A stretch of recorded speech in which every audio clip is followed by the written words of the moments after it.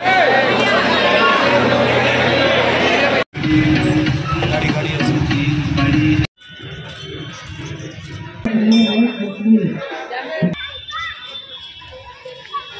चने की दाल है, गुड़ है, हल्दी है, नारियल है।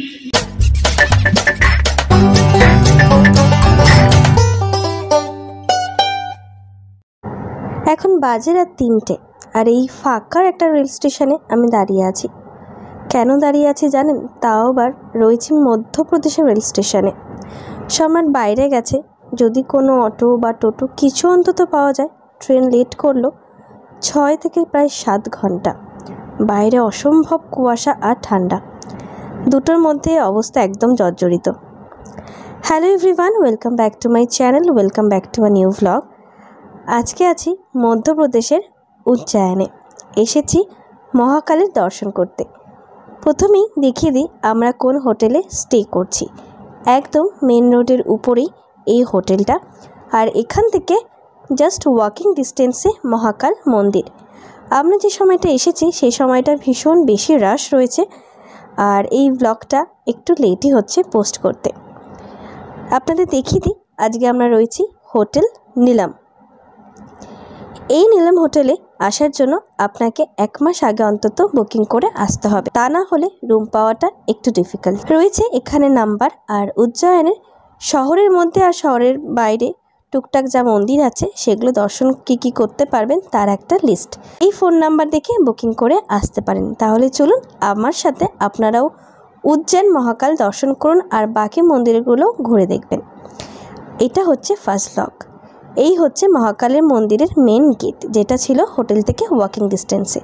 টোটো করে আজকে প্রথমেই বেরিয়ে পড়েছি বাইরের যে মন্দিরগুলো আছে, মানে শহরের মধ্যে যে মন্দিরগুলো আছে মহাকাল ছাড়া, সেগুলো দর্শন করতে।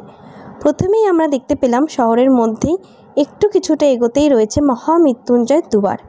সেই দুয়ার ক্রস করে আমরা আজকে প্রথমে যাচ্ছি যেই মন্দিরে, সেই মন্দিরের নাম হচ্ছে নবগ্রহ শনি মন্দির। বলা হয় এটা নাকি বিশ্বের দ্বিতীয় বড় শনি মন্দির। মহাকালে কিন্তু রয়েছে প্রথম বড় শনি মন্দির। এখানে মন্দিরের বাইরে রয়েছে অনেক দোকান রয়েছে, আর সেখানে ডালা পাওয়া যাচ্ছে 100 টাকা করে। যা যা দরকার সেই সবই রয়েছে ডালার ভিতরে। চলে এসেছি এখন মন্দিরের ভিতরে। মন্দিরের চারপাশটা হচ্ছে এরকম, অনেক পুজো হচ্ছে।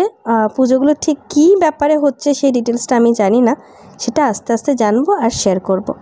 এই হচ্ছেন শনিদেব, আর পাশে হচ্ছে গণেশ ঠাকুর।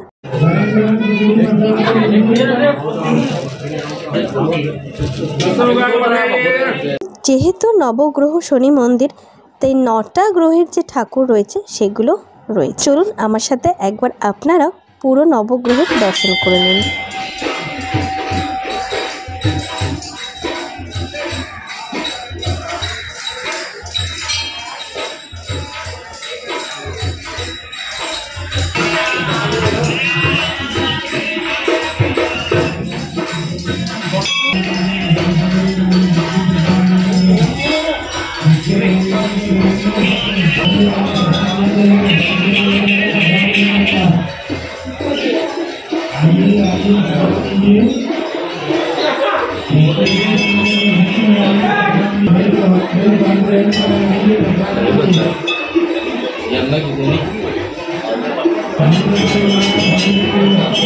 তারপর ওখানকার কথা অনুযায়ী ডালাতে দেওয়া প্রদীপ আমাদেরকে এখানে জ্বালাতে বলা হলো। সেই মতোই প্রদীপ জ্বালিয়ে প্রণাম করে নিলাম। আর এখানে আজকে খিচুড়ির ভোগ প্রসাদ বিতরণ করা হচ্ছে। যেহেতু আমরা আরও আগে মন্দিরগুলোতে দর্শন করতে যাব, পুজো দিতে যাব, তাই আর আমরা এই ভোগ প্রসাদ নিয়ে নিই। তারপরে আমরা এখান থেকে বেরিয়ে এসেছিলাম, আর বেরোনোর সময় আমি এখানে একটা ছবি তুলে নিয়েছি। এরপর আমরা চলে এলাম আর একটা মন্দির। এই মন্দিরটার নাম হচ্ছে ঋণ মুক্তেশ্বর মন্দির। বলা হয় যদি আপনার কোনো ঋণ থেকে থাকে পূর্বজন্মের, এই মন্দিরে পুজো দিলে নাকি সেই ঋণ মুক্ত হয় বা আপনি সেই ঋণ থেকে মুক্তি লাভ করতে পারেন। এখানে আমরা বাইরে থেকে সেম ডালা নিচ্ছি 100 টাকা করে। আর এখানে চলে এলাম শ্রী ঋণ মুক্তেশ্বর মহাদেব মন্দির। এখানে মহাকালী ঋণ মুক্তেশ্বর মহাদেব রূপে পূজিত হয়ে থাকেন।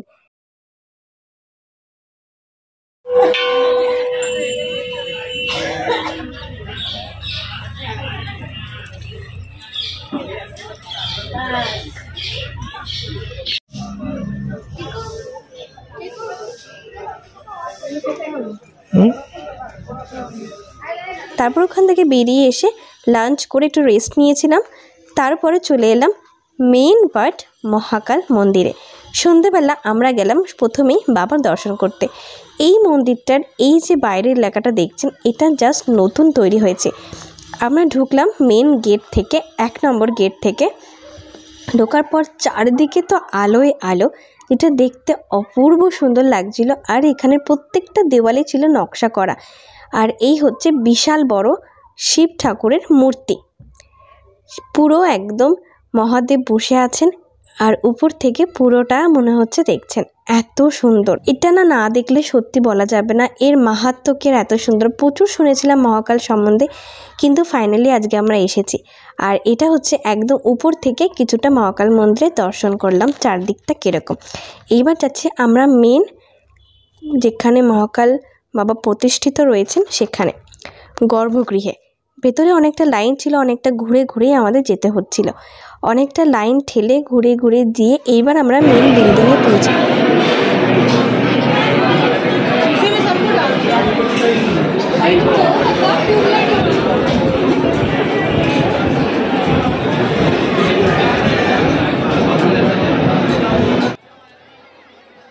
শেষমেশ আমরা একদম বাবার সামনাসামনি পৌঁছেছি। অসম্ভব ভিড়, বেশিক্ষণ দাঁড়াতে দিচ্ছে না, তা যতটা পেরেছি আপনাদের সাথে শেয়ার করলাম আর আমিও দেখলাম।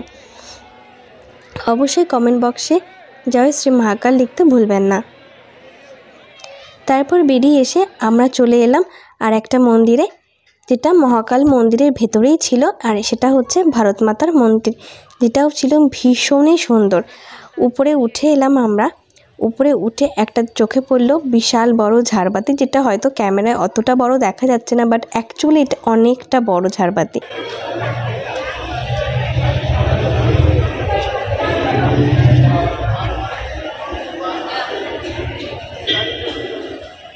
ডোনেশন করার আছে, করে দাও।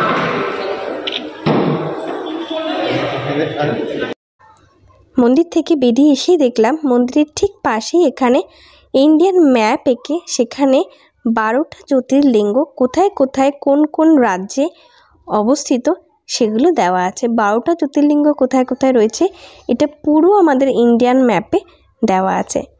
আমার তো বোধহয় লাইফে ফার্স্ট টাইম 2টো হবে জ্যোতির্লিঙ্গ দেখা। আপনাদের কটা জ্যোতির্লিঙ্গ এখনও অবধি জীবনে হয়েছে অবশ্যই কমেন্ট বক্সে জানাবেন। তারপর আমরা দর্শন করে বেরিয়ে এসে প্রথমে এখানে দেখলাম যে মন্দিরের একদম পাশেই রয়েছে বিশাল বড় মার্কেট, যেখানে মন্দিরের সমস্ত কিছু পুজো দেওয়ার জিনিসও পাওয়া যাচ্ছে, প্লাস টুকিটাকি অনেক কিছু জিনিস পাওয়া যাচ্ছে যেগুলো আপনারা কিনে বাড়িতে নিয়ে যেতে পারেন, যেমন নর্মাল হয়। আর দেখলাম মহাকালের টি শার্ট এরকম সবাই পরে বেরোচ্ছে। এখানে মালাই দুধ, চিড়ের পোলাও, সাবুর পোলাও, ধোকলা, এগুলো দেখছি ভীষণ ফেমাস, প্রায় সব জায়গাতেই আছে।